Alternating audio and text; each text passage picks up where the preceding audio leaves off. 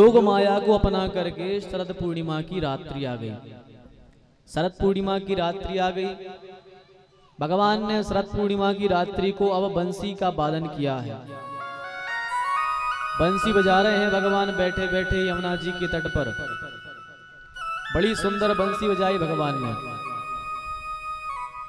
इतनी प्यारी बंसी बजाई कि सारे ब्रज में बंसी की ध्वनि जा रही है। बंसी की ध्वनि तो ब्रज में जा रही है, लेकिन बंसी की ध्वनि सबको सुनाई नहीं दे रही। केवल उन्हीं को सुनाई दे रही है जिनको ठाकुर जी बंसी सुनाना चाहते हैं। जो गोपियां ठाकुर जी को अपने प्राण मानती हैं, अपना धन मानती हैं, केवल वह बंसी उन्हीं को सुनाई दे रही है। सब गोपियां सुन रही हैं। भगवान ने बड़ी प्यारी बंसी बजाई। जो गोपियां जो भी कार्य कर रही थी उस कार्य को उन्होंने छोड़ा और सीधा ठाकुर जी से मिलने के लिए दौड़ लगा दी। एक गोपी आंखों में काजल लगा रही थी।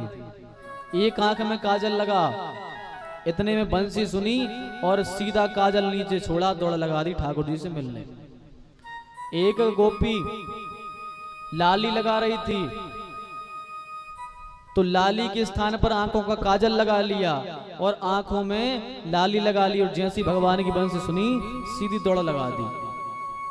एक गोपी घर में लीपा पोती कर रही थी, जैसी भगवान की बंसी को सुना तो गोबर में हाथ छबे हैं भैंसी की, भैंसी दौड़ लगा दी। एक गोपी अपनी सास को भोजन परसने जा रही है।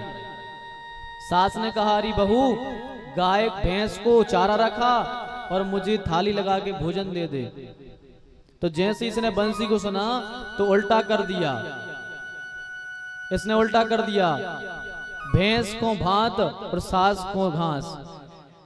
भैंस के लाने भात रखे आई खावे चावल आदि, और सास के सामने घास धर दा के लोग खा लो, और सीधी दौड़ लगा दी ठाकुर जी से मिलने के लिए। क्योंकि देखो, ये रास में जो मिलना है ये स्त्री पुरुष का मिलना नहीं है।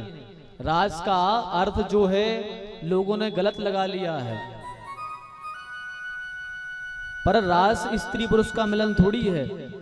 रास का मतलब है आत्मा और परमात्मा के मिलन को ही रास कहते हैं, जहां आत्मा और परमात्मा का मिलन होता है। स्त्री पुरुष का मिलन थोड़ी हुआ। यदि स्त्री पुरुष का मिलन होता तो गोपियां सज के जाती, अच्छी सुंदर बन बन के जाती, लेकिन वहां पर शरीर का थोड़ी मिलन होना है, वहां तो मन का मिलन होना है। तो सारी स्त्रियां दौड़ लगा दी और सीधी ठाकुर जी से मिलने चली गई।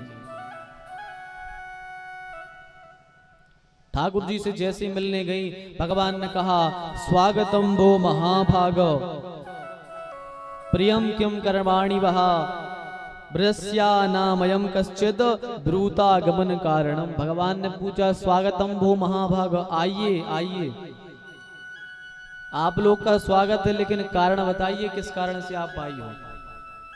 गोपियां कहती हैं, आपने ही तो बुलाया।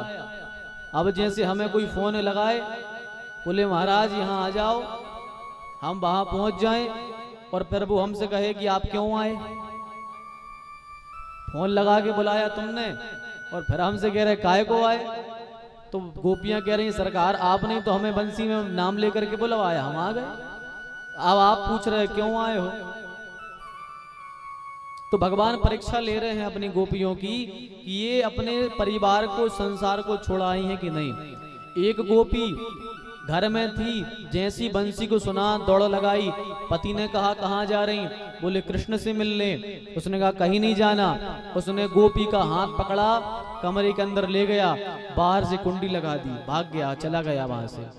अब गोपी ने जैसी भगवान की बंसी को सुना, अपनी सुध बुध भूली और शरीर वहीं छोड़ दिया और आत्मा से सीधे ठाकुर जी के यहाँ पहुंच गई। आत्म शरीर वही है कमरे में, लेकिन मन से ठाकुर जी के यहाँ पहुंच गई। तो यहाँ आत्मा और परमात्मा का मिलन है, शरीर का मिलन थोड़ी है। तो भगवान ने फिर रास किया है। जब रास भगवान ने किया, गोपियों को मान हुआ, तो भगवान वहां से अंतर ध्यान हो गए। गोपियों ने फिर गोपी गीत को गाया है। गोपियां कहती हैं जयति तेधिकम जन्मना ब्रज श्रूयत इंदिरा सत्सुदत्र ही दयत दृश्यताम दिक्षुताबका त्वयि धृता सबस त्वाम विचिन्वते। गोपियों ने भगवान की स्तुति की है, 18 श्लोकों में गोपी गीत गाया है। अच्छा, केवल आप तो सूत्र में समझ लो गोपी गीत है क्या, गोपी गीत का सार क्या है। कथा तो बहुत लंबी है और अभी भी और लंबा जाना है, तो थोड़ी हम जल्दी जल्दी चलें सब लोग। यही समझ लो गोपी गीत है क्या। गोपी गीत का तात्पर्य यह है कि जिसको भगवान को पाना हो वह रोज गोपी गीत का पाठ करे। गोपी गीत के पाठ से होता क्या है, गोपी गीत के पाठ से साक्षात जगत पिता परमात्मा श्री कृष्ण मिलते हैं। ये गोपी गीत का प्रभाव है।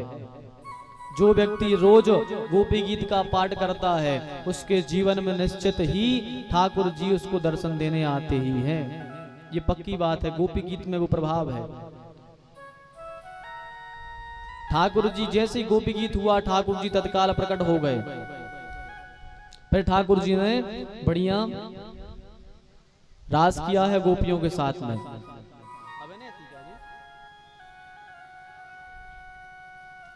भगवान ने रास किया है। अब रास के बाद में रास का एक भजन कर लें, भजन के द्वारा रास कर लें, इसके बाद में हम आगे चलेंगे, ठीक है।